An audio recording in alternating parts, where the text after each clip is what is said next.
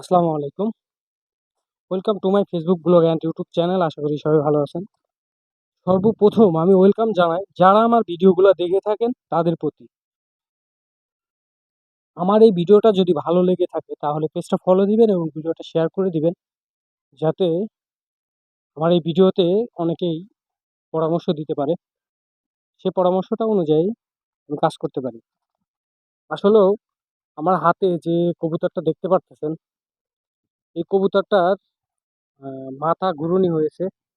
আর দেখেন কত সুন্দর বাচ্চাটা, কিন্তু ওর মাথাটা যে ও ধরে রাখবে বা মাথাটা একভাবে স্থিরভাবে রাখবে, কিন্তু রাখতে পারতেছে না। তো এটার কারণটা কি যদি জানান, এবং এর কি ওষুধ খাওয়ালে পরে ভালো হবে সেটাও জানাইতে পারেন, তাহলে দেখা যাবে যে আমি এই বাচ্চাটাকে সুস্থ করতে পারবো এবং ভালো করতে পারবো। তো বাচ্চাটার আমি দেখাই কোয়ালিটিটা। আসলে বিকেল হয়ে গেছে, দেখেন বাচ্চাটা কত সুন্দর দেখা যাচ্ছে। দেখেন মাথাটা, মনে হচ্ছে ওর গায়ে কোনো শক্তিই নেই।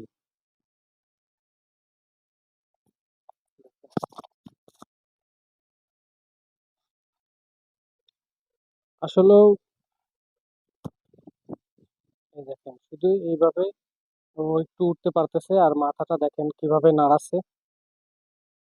তো এই সমস্যাগুলো কি কারণে হচ্ছে যদি আপনারা কমেন্টের মাধ্যমে জানান, আমার মনে হয় ভালো হয়, এবং কবুতর গুলাকে আমি সুস্থ রাখতে পারবো এবং ভালো রাখতে পারবো।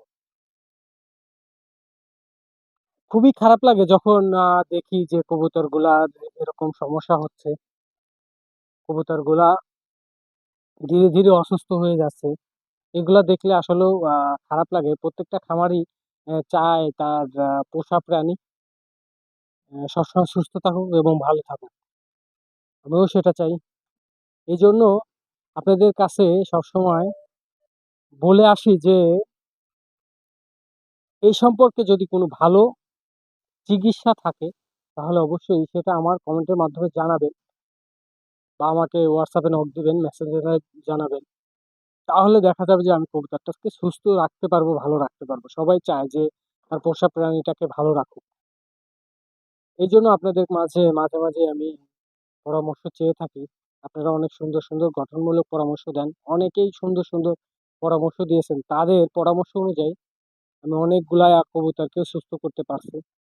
তো আজকে আপনাদের কাছে রিকোয়েস্ট করতেছি, এই বাচ্চাটাকে যাতে সুস্থ করতে পারি সেজন্য সুন্দর একটা পরামর্শ দিবেন, যাতে কবুতর যেন ভালো থাকে এবং সুস্থ থাকে। কারণ আমরা যারা কবুতর পালন করে থাকি, তখন যখন দেখি যে একটা কবুতর অসুস্থ হয়ে আছে, সেই সময় মনের মধ্যে অনেক খারাপ লাগে, ভালো লাগে না।